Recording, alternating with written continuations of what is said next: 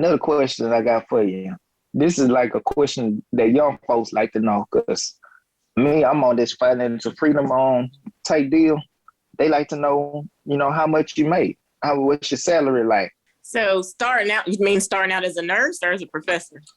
As a nurse and as a professor, because somebody might start off as a nurse and then they might say, "Well, hey, Dr. Butler said, the salary is this right here once we become a professor." That might encourage somebody to go back to school. So go Yeah. ahead and explain. So starting out as a nurse, depending on where you are in the country, because everybody pays differently. That's right. The Southeast tends to be lower on the pay side. That's correct. Where you guys are working at much more pay, even though, Malcolm, you're in the Southeast, but you're in a big city. So, they can expect to make, I don't know, maybe $25 an hour starting out basic. Now, working nights and weekends, you can get more money. You get paid more for different certifications, like if they have to have, ACLS or whatever. And then national certifications, like if you become a certified emergency nurse, they pay you for that. They also pay you for the more education you have. So a nurse with an associate's degree in nursing isn't going to make as much as a nurse with a bachelor's degree. And then if you get an advanced practice, get your master's and doctorate, you get even more. Even if you're at the bedside, they still have to pay you for those degrees, even if you're doing the same job as a nurse that doesn't have the same level of education. So they still pay you. Now, they don't pay you what you would make in a job where you needed that degree. They just give you an X amount of extra money because you have that degree. So I would say a new grad nurse might, around this area at least, 50, 60, 50, maybe not 60, maybe 50,000 a year. And then, of course, after you've been there a year or so, you can travel, and that's where you can make a lot of money. Did you guys travel? No, I never got to do that either. I wanted to do it, but I didn't do it. But I will say this: I know what they do. I know the tactics of the travel nurse. So yeah. Essentially, I'm gonna be honest with you, I kind of count myself as a travel nurse. I tell people that I am one, but I mean, at the end of the day, I understand the tactics of it because I've seen it and I know exactly what they're trying to do when it comes to that. It's a good situation. We actually will be talking to two young ladies later on, about travel nursing. So that'll be cool. Good.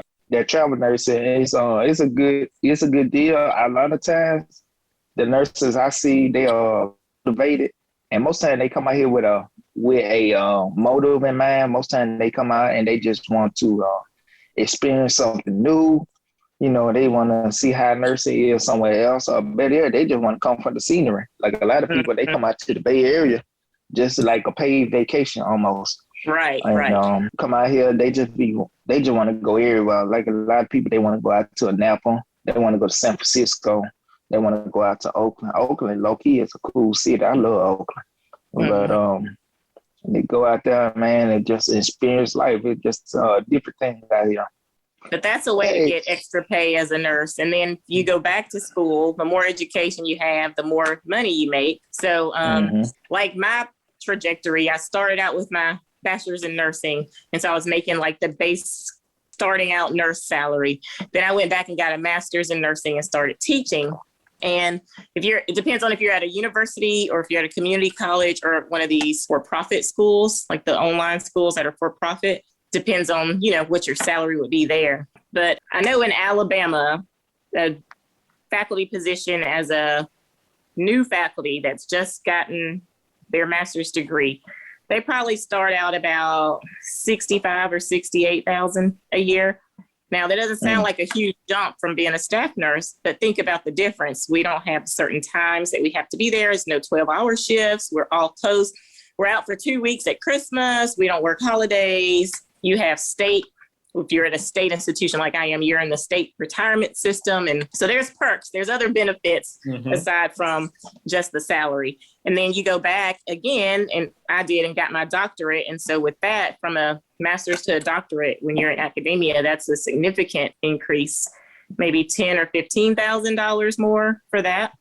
And then each rank you make after that is just more. I don't know if you saw this on my Facebook, but I just finished my FNP also. I did. Yay! I passed my test on Friday. I haven't posted it because I'm waiting to get the actual thing in the mail. So I'm a certified family nurse practitioner and adult gerontology clinical nurse specialist. Okay. Thanks for watching this video, and if you're interested in listening to the full episode, the link is in the description. We are currently streaming on Apple Podcasts, Google Podcasts, and Spotify.